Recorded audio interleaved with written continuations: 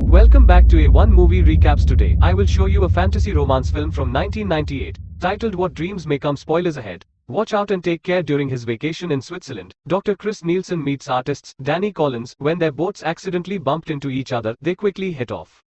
Thanks to their similar sense of humor, and later they have a picnic where Annie shares his sandwiches with Chris. Love is found that day, and the couple gets married not much later, starting a wonderful life together and having 2 kids. The children have become teenagers by the time tragedy strikes the family for the first time. Both teens die when the van that was taking them to school crashes. 4 years later, Chris is working at the hospital when he gets a call from Annie, who is having a meltdown because some of the art pieces she acquired for a gallery opening having arrived. She feels really bad because today is their double D anniversary and she may ruin it if she has to stay, because for Chris, paintings are the most interesting thing in the world. He has pictures of Andy's art in his drawers, so he quickly takes them out to give her ideas of how to use them to replace the missing ones, promising to drop the real ones at the gallery. After work is over in the evening, the rain causes a car crash in a tunnel. Chris stops his car just in time and doesn't get caught in it, but being a doctor for him as a responsibility he must respect. So he gets off his vehicle and approaches the victims to help. Unfortunately, another oncoming car isn't as lucky and crashes as well, killing Chris in the and only a few seconds, Chris finds himself in a floaty form above the world while a mysterious voice asks him questions to see if he's aware of what's going on. He sees his body being taken to the hospital and dying there. Then he moves to his house where the dog barks at him because animals do see them. The mysterious voice takes form then, but it's still blurry. So Chris can't tell who it is. The voice tries to convince Chris that he's dead, but he continues floating around watching Annie go through his wake and looking at the pictures of his. This makes them have a flashback of the time their old Dalmatian dog, Katie, was sick and they had to put her down, which made Mary very angry because she couldn't understand it was Mercy. He also remembers the time he and Ian went running into the forest under the rain for fun, and Chris took the chance to tell his son they would be transferring him to another school.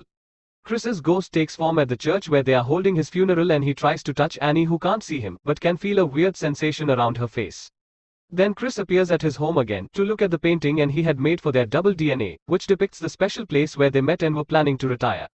He finds Annie starting a diary because her therapist asked her to so she could cope, but it's not helping her at all. Chris takes the chance to communicate with her by guiding her hand with a pen and making her write, "This is Chris, I still exist," but it only gives Annie an anxiety attack because it can't possibly be real when later.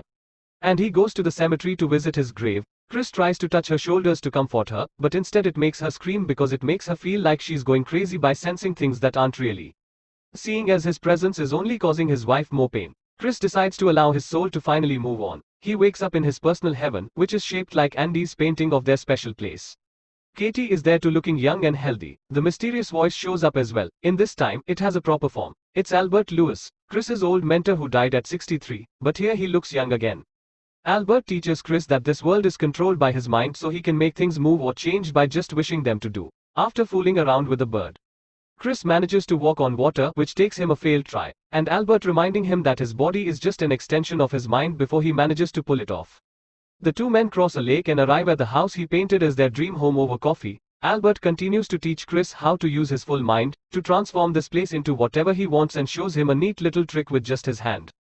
Albert makes a hole in the wall. It makes a world looking real instead of painting in the real world, and he is making a new painting for Chris's memory, and the tree she draws appears in Chris's heaven, a young, and he also appears among the flowers. So Chris tries to fly to her, but he just falls, choosing to run. Instead, Chris comes closer, and he's gone by the time he gets to the tree. It's then he realizes he never saw this tree before. So he doesn't understand how it could appear here. If Annie is finishing the painting after he died, and Albert realizes Chris and Annie must have a very strong connection because they're soulmates. The couple is trying to reach each other, even so when Andy's depression makes her ruin the painting because it won't bring her husband back, the tree in heaven also gets ruined. Chris keeps seeing Annie around his heaven, but she always disappears before he can reach her at the shore. Chris finds Mary's plush tiger and remembers the time she got sick that day. Chris stayed home with her instead of going to work and he taught her to play chess. Chris realizes that if he's found Katie, then he should be able to see his children in heaven too. But Albert says he'll only see them when he means it afterward. Chris takes a nap and wakes up to find Alberta. He had work to do guiding other souls. So he certainly owned it to make Chris company for now. Leona takes Chris to a city filled with souls, enjoying themselves, meanwhile, in the real world. And he continues to live with overwhelming guilt because she thinks Chris doing the favor of taking the paintings to her gallery was what put him at the site of the accident. It's the same guilt she felt back when her children died, thinking that if she had been driving, she could have saved them back to Chris. After watching some souls choose to reincarnate, he, Leona and Katie go on a boat. Chris admits that because his children died years ago, he's more worried about his wife, so Leona asks him to share a memory of his daughter, as he tells her about all the times he and Mary played chess together. Chris remembers the dire Emma has daughter had in her room and begins noticing this world looks like it. Leona can tell Chris is onto something. So she confesses this isn't how she looked when she was alive. She chose this appearance because her dad had complimented a flight attendant that looked like this, and she wanted to grow up to be like her. Chris finally realizes this is Mary's soul, and the two of them reunite in the meantime, and he is having trouble moving on. She thinks her therapist will send her to a clinic soon because he's worried that she'll hurt herself like she did in the past. So she writes a letter in her diary saying goodbye to Chris back in heaven. Chris is back in his painted house and is visited by Albert again, who brings terrible news. And he is dead. Chris cries for her, but thinks at least her suffering is over and they'll reunite soon. However, Albert informs him this isn't, because Annie ended things herself. Instead of dying naturally, she'll be going to hell, which makes Chris furious and causes a storm in his heaven. What happened with the tree reminds Chris of his soulmate connection to Annie and decides to go to hell to rescue her since their bond should allow him to find her. After lots of arguing, Albert accepts the Chris's refusal to give up, deserves a chance and takes him to see the tracker who explains how things will work, finding Annie as possible. But she won't recognize Chris when she sees him, so he must decide if the trip is worth. Chris accepts to try anyway, so the trio gets on a boat to cross the seas of hell. There's a wild storm, shaking the boat in the waves, but the real danger comes from the lost souls in the water that turn the boat over and make everyone fall while trying not to drown. Chris has another flashback of him and Annie, this time arguing about Ian and his future because Chris kept pressuring the boy into doing well at school and it was taking a toll on Ian right after that one. Another memory begins with Ian in the forest, under the rain, complaining about the transfer, because he didn't want to lose this. Eventually the waves take the trio to the shore of the gateway to hell, a huge desert filled with shipwrecks. They begin walking through the area, but they are having trouble sensing Annie because Chris keeps thinking of Ian. The boy had tried to explain that he wasn't like his father. So school was hard for him, and he went to bed scared. Chris had told him he believed in him and if he had to go through hell, he would want nobody else other than his son by his side. During the kid's funeral, Chris gave a speech that imagined what a man Ian would have become if he'd had the chance to. Brave, respectful, loyal. And now in hell, Chris sees Albert about to fight a bunch of lost souls. So he stops him as he calls him in. Father and son properly reunite with a hug while Chris quotes himself, still thinking this is the only person he would want by his side while going through hell. The tracker interrupts their moment to point out that Ian is a distraction for Chris, who needs to think about Annie if he wants to do.